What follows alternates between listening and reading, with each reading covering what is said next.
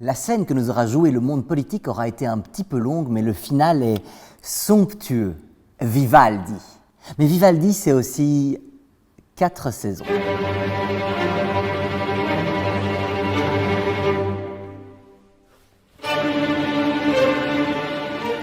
L'été, c'est la saison des belles annonces. La fin de l'enfermement des enfants dans les centres fermés, un réinvestissement des soins de santé, l'allongement du congé parental, l'ajout du féminicide dans le code pénal. Il y a aussi la confirmation de la fin du nucléaire en 2025. Il y a le réalignement de la Belgique avec les objectifs de diminution de gaz à effet de serre au niveau européen. Ou encore le retour au respect du cadre légal en matière d'accueil des migrants. Mais bon, après c'est un peu comme la dernière saison de Game of Thrones. La bande-annonce déchire, et puis au final t'es quand même un peu déçu. Pour nous, il y a plusieurs choses qui clochent. D'abord, il y a la grisaille automnale des mesures socio-économiques. On le sait, avec le Covid-19, c'est un peu la dèche. Et le coronavirus nous a aussi montré les limites de notre modèle. Il y a donc une opportunité historique de faire complètement autre chose, de changer radicalement les structures. Ce qu'il faudrait faire, c'est d'un côté soutenir ceux et celles qui subissent la crise, et de l'autre, avoir un vrai plan de relance de l'emploi et de l'économie, mais basé sur une véritable transition sociale et écologique. Du côté soutien, on nous a vendu le retour de la sécurité sociale, la pension minimum à 1 500 € net par mois et les allocations sociales enfin au-dessus du seuil de pauvreté. Bref, on nous a vendu le retour du cœur. Alors c'est sûr qu'il y a des choses qui ont été faites. La pension minimale augmentera. Bon, pas à 1 500 € net comme prévu, mais 1 450 €. Et puis c'est pour des carrières complètes. Sauf qu'il faut savoir qu'il n'y a que 29% des gens qui ont une carrière complète. Et ce sont surtout des hommes. En plus, c'est pas certain qu'on valorise correctement les périodes de chômage ou de maladie. Et donc du coup, ça risque d'éloigner toutes ces personnes de ce montant de 1 450 €. C'est la même logique pour les allocations sociales. On aimerait faire en sorte que toutes les personnes qui reçoivent les allocations sociales vivent au-dessus du seuil de pauvreté. Seulement, au vu de ce qui est prévu, les moyens financiers mis en place ne permettront jamais d'y arriver. Du côté de la relance, le gouvernement annonce un plan de 4,7 milliards € sur l'ensemble de la législature. Mais ça risque de ne pas suffire. Si on compare ça à l'Allemagne avait annoncé un plan de 130 milliards € sur 2 ans en juin. Du coup, si on convertit ça pour la Belgique, ça devrait faire un plan équivalent de 17 milliards. Bref, pour faire une relance, il faut faire 3 choses. D'abord, arrêter l'austérité. Ensuite, faire contribuer celles et ceux qui peuvent le faire. Et enfin, s'endetter pour investir. Et qu'est-ce qu'on a ? Le gouvernement abandonne l'idée d'une austérité hardcore, mais en même temps garde l'idée de faire des économies en même temps qu'on investit. Une économie de 470 millions d'euros est prévue dans le budget du chômage et de l'incapacité de travail. Pourtant, emprunter de l'argent n'a jamais été un aussi bon plan pour l'État. Les taux sont super bas. Au niveau des recettes, ce qu'il faut faire, c'est évidemment faire contribuer les plus riches, individus et entreprises. Alors c'est vrai qu'il y a l'objectif d'atteindre une taxe sur le numérique et de faire contribuer un tout petit peu plus les multinationales. Mais non, il n'y a pas une réforme fiscale profonde qui va dans le bon sens, comme avec une taxe sur les revenus du capital. Alors c'est vrai qu'il y a cette idée d'avoir une taxe sur les grosses fortunes, mais ça reste très vague. On ne sait pas si ça va être symbolique ou si ça va peser véritablement. Et surtout, il n'y a même pas de remise en cause du tax shift de Charles Michel qui a mis à mal le financement de la sécurité sociale. L'automne, ce sont des périodes ensoleillées, mais vite clôturées par des périodes de douche bien froides. Le budget du rail va revenir à ce qu'il était avant le gouvernement Michel. Ouf, car c'était vraiment indispensable. Mais d'un autre côté, le gouvernement va tester la libéralisation pour ouvrir le rail à d'autres entreprises concurrentes à la SNCB qui viendront y faire du profit. À l'heure de la transition et de la mobilité douce, ce n'est vraiment pas le moment de venir faire du cash sur le dos des usagers et des travailleurs. C'est le moment d'avoir un État qui propose le meilleur service à tous ses citoyens et citoyennes partout dans le pays. Sur le volet justice, les magistrats ont reçu des moyens pour engager du personnel supplémentaire et enfin passer à l'ère numérique. Bon, le budget de la justice reste quand même en dessous des 1% du PIB, alors que la moyenne européenne est de 2,2, mais soit ça passons. La vraie question, c'est de savoir au service de quelle justice. Et c'est bien ça le problème. L'accord de gouvernement prévoit de punir plus sévèrement les récidivistes et les petits délinquants, alors qu'on sait que c'est la prison qui crée la récidive.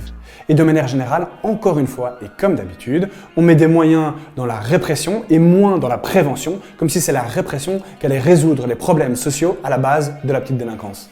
Puis, au niveau du volet genre, on a quand même quelques symboles encourageants. D'un côté, on a la première ministre ouvertement transgenre d'Europe, la première femme qui préside la Chambre et une parité, bien que très binaire, au sein du gouvernement. Aussi, on adapte la législation sur l'enregistrement du sexe à l'état civil. Même si, entre nous, identité sexuelle, ça ne veut pas dire grand-chose. Mais d'un autre côté, au vu de ce qui est prévu dans les volets pensions et budgets sociaux, les femmes et autres minorités de genre qui occupent les fonctions les moins rémunérées au sein de la société ne seront pas mieux loties à la fin de la législature. Enfin, d'un côté, il y a la promesse d'un vaste plan interfédéral de lutte contre le racisme. Mais en plus d'être assez vague pour le moment, il n'y a pas de vision transversale du racisme qui viendrait remettre en question des institutions comme la police ou la justice, notamment via un regard décolonial. Malheureusement, un moment arrive l'hiver. And winter is coming!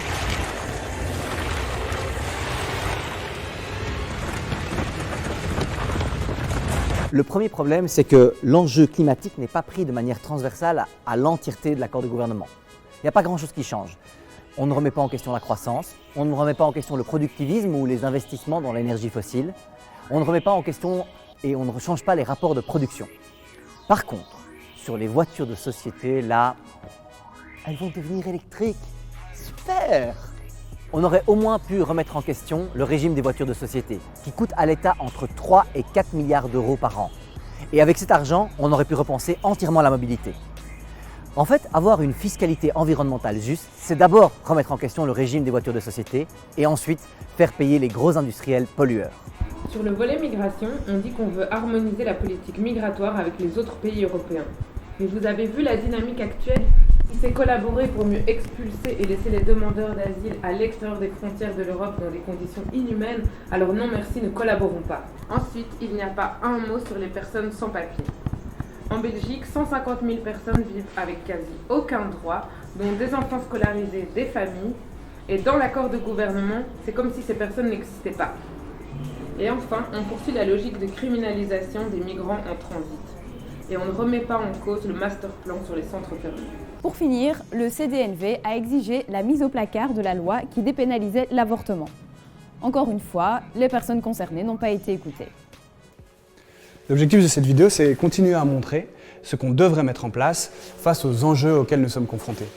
Et c'est vrai qu'on l'a fait en se débarrassant des contraintes liées aux compromis politiques inhérents à la formation d'un gouvernement. Et dans cette optique-là, non, cet accord de gouvernement n'apporte pas de changement structurel. Il n'y a pas de grosse réforme fiscale, il n'y a pas un shift dans l'encadrement des emplois ou dans la qualité des emplois. Il n'y a pas un rapport de production qui va se transformer également.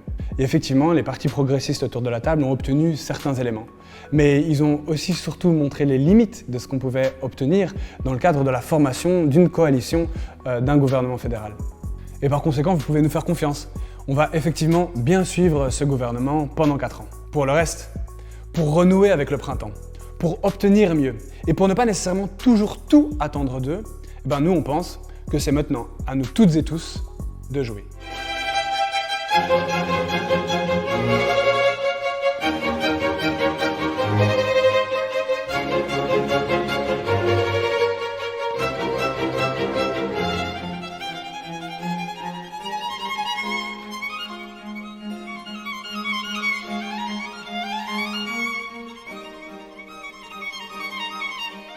Retrouvez sur notre site internet l'ensemble de l'analyse de l'accord du gouvernement sur laquelle nous nous sommes basés. Et un tout grand merci à celles et ceux qui ont contribué. Et puis n'hésitez pas à nous dire là en commentaire en dessous si vous avez envie qu'on approfondisse l'un ou l'autre sujet dans une autre vidéo.